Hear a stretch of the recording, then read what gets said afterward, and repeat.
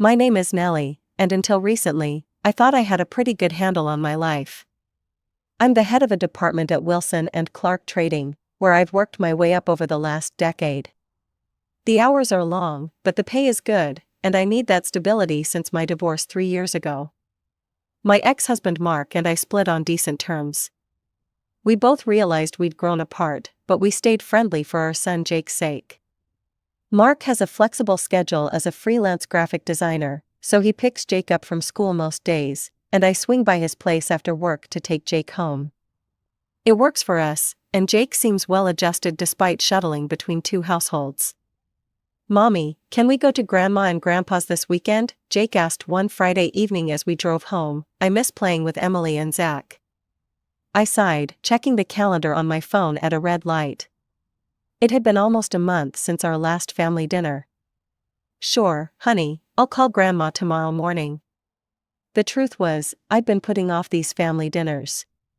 My younger sister Vanessa had always been the golden child, and ever since she married Robert and had her 2 kids, she'd become insufferable about her perfect family life. Every time we got together, she'd find some way to remind everyone that I was divorced, as if it were some kind of failure on my part. "Just wait till you see what Robert got me for our anniversary," she'd say, flashing her new bracelet. Then she'd add with fake sympathy, "It must be so hard managing everything on your own, Nellie." I didn't let it bother me. I knew Vanessa had always envied my career success. She'd dropped out of college to marry Robert, who worked as a mid-level insurance salesman. They struggled financially, especially with 2 kids, while I had managed to build a comfortable life for Jake and myself. What really got to me was Vanessa's hypocrisy. Despite her condescension, she never hesitated to call me when she needed money. "Nellie, Emily needs braces, and our insurance won't cover it. Could you help us out? Just until Robert gets his commission next month." "Nellie, our car broke down, and we need to replace the transmission. Could you lend us $3,000? We'll pay you back by summer." She never paid back a cent, and I never asked. It was easier that way. My parents weren't much better. 3 years ago, Dad lost his job when his company downsized, and Mom had already retired from teaching due to her arthritis. They called me in tears, afraid they'd lose their house. Dad never found another job at his age, and what started as a one-time bailout turned into a monthly commitment. Every month for the past 3 years, I've sent them $1,500 to cover their utilities and other bills. I didn't mind, they were my parents, after all, but it stretched my budget thin. Saturday morning came, and I called Mom to let her know we'd be coming for dinner the next day. "Oh, that's wonderful," Mom sounded genuinely pleased. "Vanessa and her family will be here too. I'm making pot roast." Jake was excited all weekend. "I can't wait to show Zach my new Minecraft world," he said as we drove to my parents' modest suburban home Sunday afternoon. When we arrived, Vanessa's car was already in the driveway. Jake ran ahead while I grabbed the apple pie I'd brought from the bakery. I never had time to bake from scratch like my mom and sister. Inside, Jake immediately disappeared upstairs with his cousins, their laughter echoing down the stairs. I found Mom in the kitchen and gave her a quick hug. As I arranged silverware, I overheard Vanessa and Robert talking to my father in the living room. Their voices were animated, excited.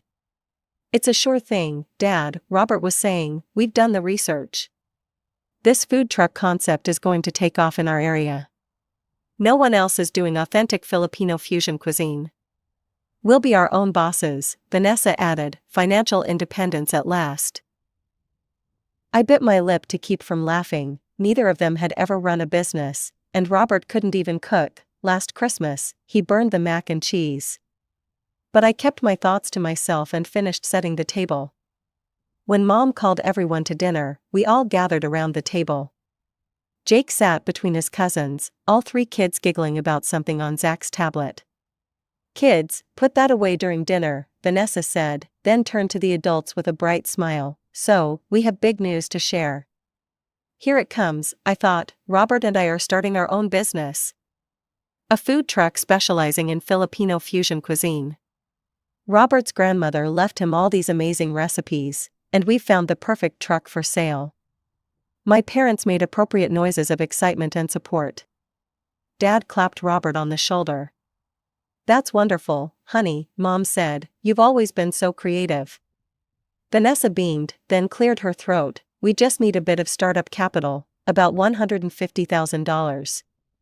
The room went quiet, my fork paused halfway to my mouth.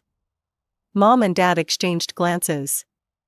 "We'd love to help you out, sweetheart," Dad said slowly, "but we just don't have that kind of money right now." I cleared my throat and took a sip of water, buying myself time to think. Everyone was staring at me expectantly, like I was about to announce I'd fund Vanessa's ridiculous food truck scheme. "I'm sorry," I said firmly, "but I don't have that kind of money either." Vanessa's smile faltered. "What do you mean?" "I know you got money from the divorce settlement. You and Mark were saving for a house." "That money is in Jake's college fund now," I said, which wasn't entirely true. Some of it was, but I'd also invested a portion for my own retirement. After all, no one else was looking out for my future. "Well, you make great money at your job," Vanessa pressed. "You could take out a loan. The bank would approve you with your credit score and income." I couldn't believe what I was hearing. "You want me to go into debt for your business idea?" "It's not just an idea," Robert jumped in, "we've got it all planned out. We'll pay you back as soon as we start making profit." "Which would be when, exactly?" I asked, trying to keep my tone neutral. "Have you calculated your operating costs? Your break-even point? Do you have any experience running a food service business?" Vanessa's face flushed red. "You don't need to be condescending just because you have some fancy corporate job. Not everyone wants to be a wage slave their whole life." "I'm not being condescending," I said. "I'm asking basic questions any investor would ask. Look, I think you should talk to a business advisor before jumping in. The failure rate for restaurants and food trucks is really high." "You're just jealous," Vanessa shouted, slamming her hand on the table hard enough to make the silverware jump. The kids stopped eating and stared wide-eyed at the adults. "You've always been jealous that I have a real family and you're divorced. Now you can't stand the idea that Robert and I might be successful and independent while you're stuck in your corporate cubicle taking orders from someone else." She stood up so abruptly her chair nearly toppled backward. "Come on, Robert, kids, get your things, we're leaving." Robert looked uncomfortable but stood up dutifully. Emily and Zach, clearly confused, scrambled from their chairs. Jake looked at me with wide, worried eyes. "Vanessa, don't be dramatic," Dad said. "Sit down and finish your dinner." "I'm not sitting at the same table with someone who wants to see me fail," Vanessa snapped, grabbing her purse. "Let's go, now." And just like that, they stormed out, the front door slamming behind them. An awkward silence fell over the table. My parents exchanged glances. I waited for them to say something, to acknowledge how unreasonable Vanessa was being. Instead, Dad sighed heavily. "Nellie, your sister has been dreaming about this business for months," he said. "You know how much it means to her." I couldn't believe what I was hearing. "Dad, they have no business plan, no experience, and they're asking for a huge sum of money. Would you invest in that?" "It's not about investing," Mom said quietly, "it's about supporting family." "I support my family plenty," I said, feeling a flush of anger. "I've been sending you $1,500 every month for 3 years. I've loaned Vanessa money countless times that she never repays. How much more support am I supposed to give?" "That's different," Mom said. "We needed help, and you could afford it. And now I'm saying I can't afford to give Vanessa $150,000. Why is that so hard to accept?" Dad shook his head. "Your sister is trying to build something for her family. You could at least consider helping her." I stood up, suddenly feeling suffocated. "I'm not changing my mind about this. Vanessa needs to be realistic, and you two need to stop enabling her." I called to Jake, who reluctantly said goodbye to his grandparents.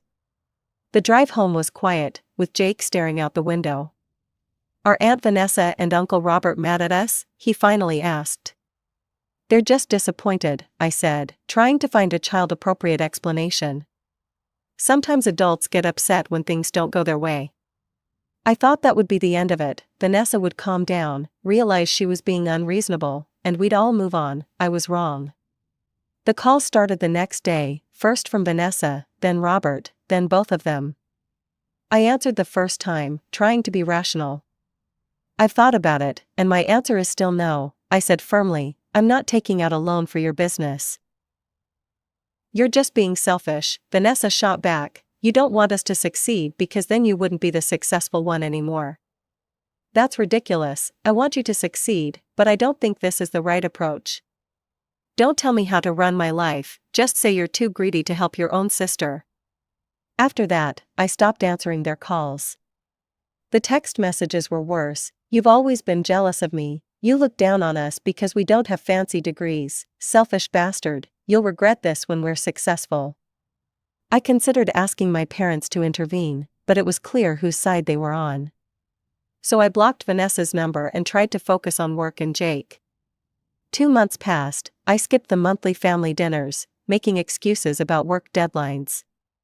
Jake kept asking about his cousins, and I felt guilty keeping him away from them, but I couldn't face another confrontation with Vanessa. The only contact I had with my parents was Mom's monthly calls, which had become noticeably colder. "Just checking that you'll be transferring the money tomorrow," she'd say, without asking how I was or how Jake was doing. "Yes, Mom, it'll be there as usual." "Good, your father's prescription costs went up again." And that would be it. "No, I miss you," or "How's Jake doing in school?" Just a businesslike confirmation of the financial transaction. One evening, Jake looked up from his homework with a serious expression. "Mom, why don't we go see Grandma and Grandpa anymore? Did they do something bad?" I sat down next to him, trying to figure out how to explain adult conflicts to a 9-year-old. "No, honey. We're just taking a little break from family dinners. Sometimes grown-ups need space from each other." Jake seemed satisfied with that answer, but it got me thinking. Thanksgiving was coming up, and we always spent it at my parents' house. They hadn't called to invite us this year, but maybe it was time to break the ice. The Wednesday before Thanksgiving, I asked Jake, "Are you looking forward to seeing Grandma and Grandpa tomorrow?" "Yeah," his face lit up. "Do you think Grandma will make her special stuffing?" I hesitated. "I'm not sure if we're invited this year, honey."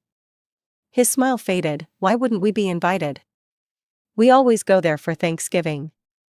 I couldn't bear the disappointment in his eyes. "You know what? You're right, we'll go anyway. I'm sure they'll be happy to see us." In truth, I wasn't sure at all, but I didn't want Jake to miss out on family traditions because of adult disagreements. The next morning, I woke up early to prepare my signature sweet potato casserole. Jake helped me cover it with foil when it came out of the oven. We drove to my parents' house at the usual time, arriving around noon. The driveway was full of cars. I recognized Vanessa's SUV and a couple that belonged to my aunts and uncles. Jake ran ahead to the door while I carefully balanced the casserole dish. He rang the doorbell, bouncing with excitement.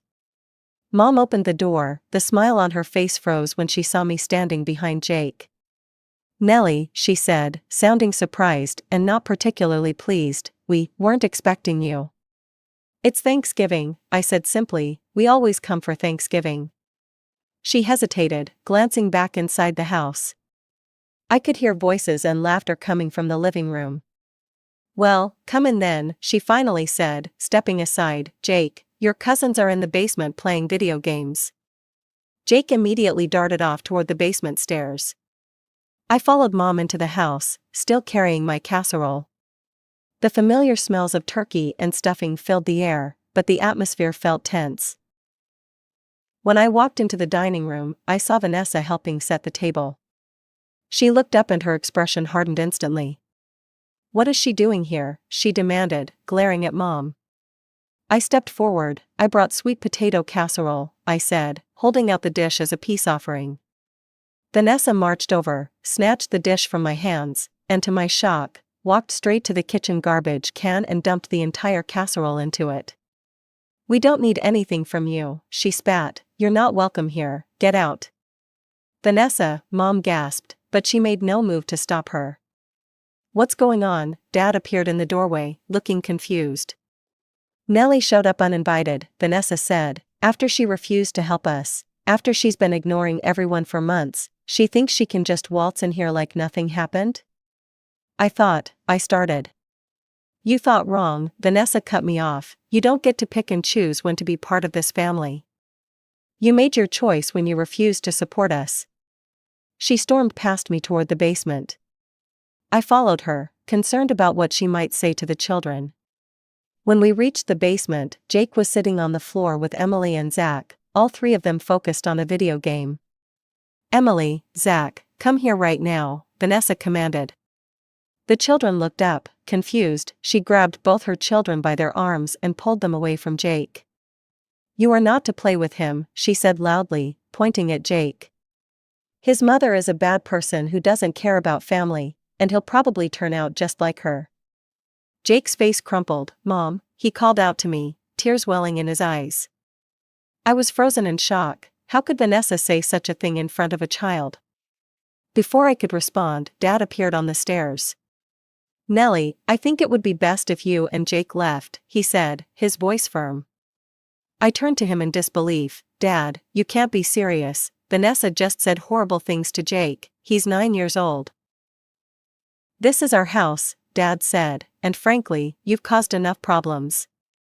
If you had just helped your sister like we asked, none of this would be happening. I looked around for support, but Mom stood silently at the top of the stairs, avoiding my gaze.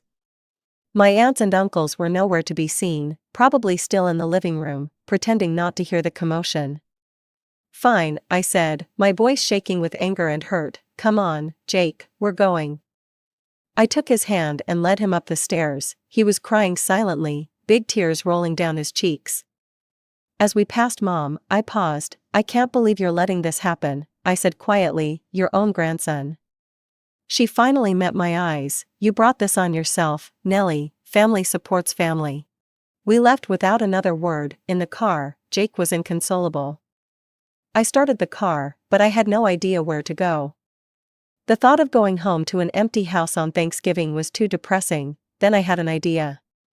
Hey, how would you feel about going to Grandma and Grandpa Miller's house instead? I bet they'd be happy to see us. I called Mark, my ex-husband, and explained what had happened.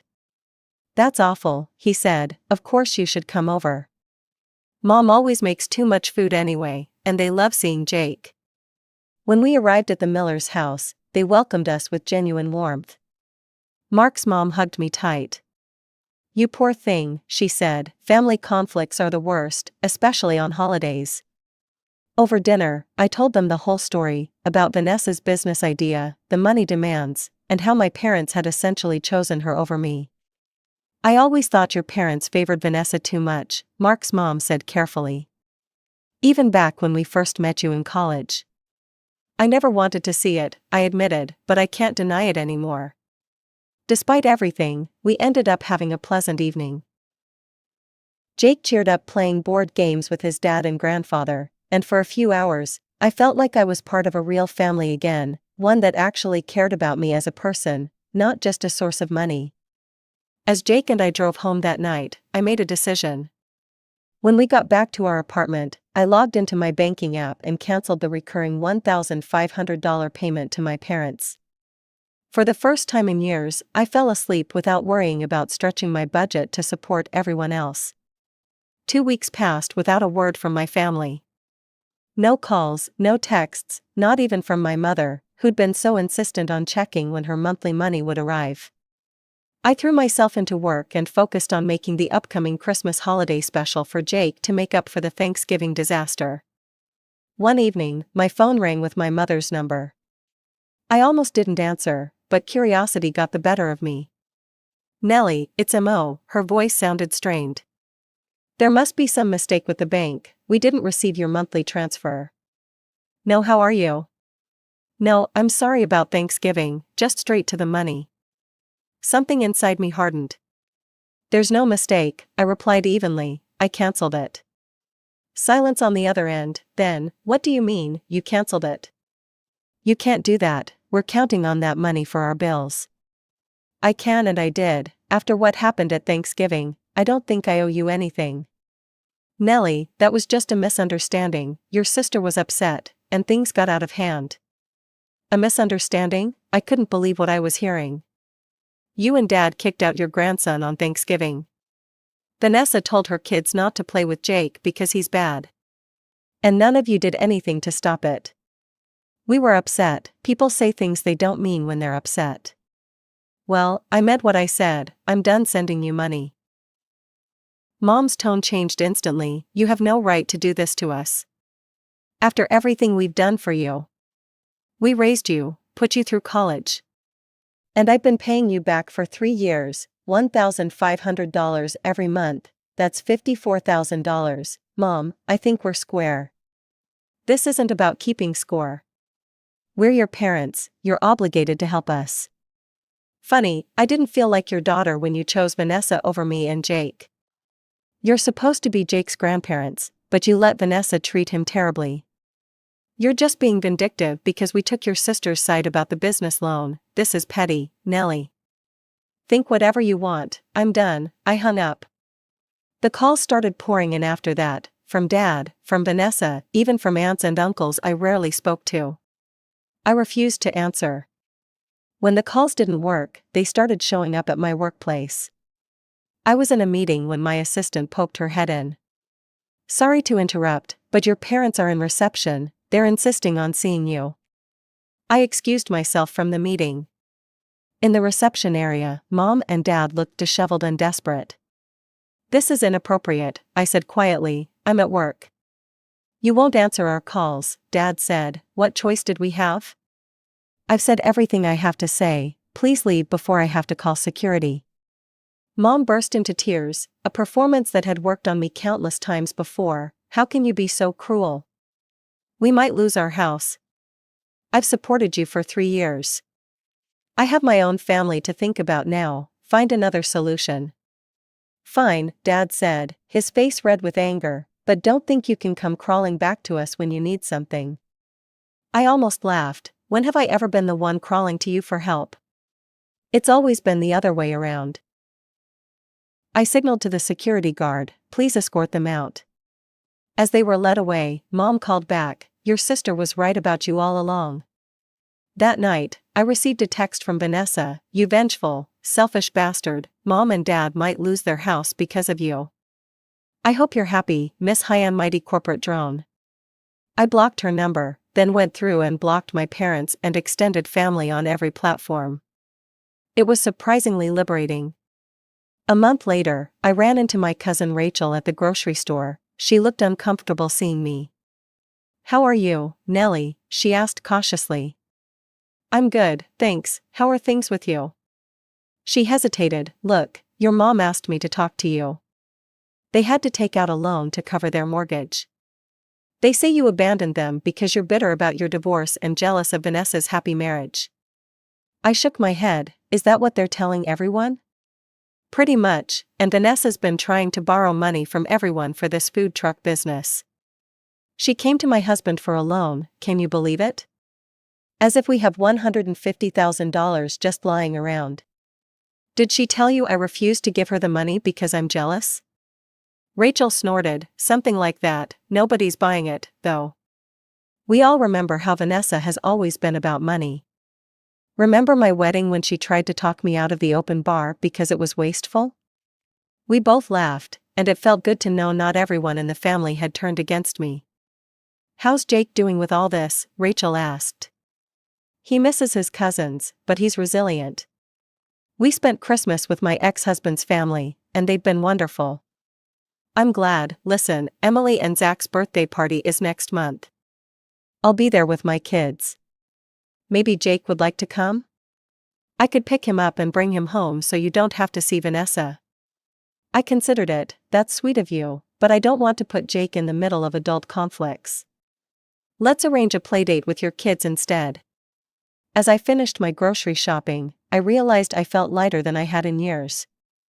The monthly drain on my finances was gone, and with it, the emotional drain of trying to please people who would never be satisfied. That evening, Jake looked up from his homework. Mom, are we ever going to see Grandma and Grandpa again? I sat down beside him. I don't know, buddy. Right now, Mommy and Grandpa need some time apart. Because they were mean to us at Thanksgiving? Partly, but also because sometimes adults disagree about important things. He thought about this, like when me and Zach disagreed about which Pokemon is best, and we didn't talk for a whole day? I smiled, something like that, but more serious. But no matter what happens with Grandma and Grandpa, you'll always have me, and Dad, and Grandpa Miller who love you very much. He seemed satisfied with that answer and went back to his homework. As for me, I was finally putting myself and my son first. After years of being the family ATM, it was time to invest in our future instead.